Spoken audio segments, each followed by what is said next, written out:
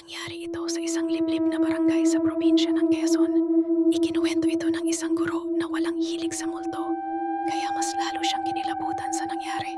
Isang gabi, bandang 9:30 p.m., pauwi na siya galing paaralan. Habang naglalakad sa madilim na kalsada, may nakita siyang batang lalaki na nakatayo sa gilid ng daan. Basang-basa ang damit, nakapako ang tingin sa lupa. Nilapitan niya ito at tinanong kung saan ang bahay. Dahan-dahang tumingala ang bata. Walang itim ang mga mata, puro puti. Bigla siyang napaatras.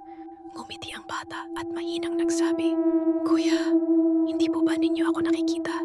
Pagkatapos noon, nawala ang bata sa harap niya.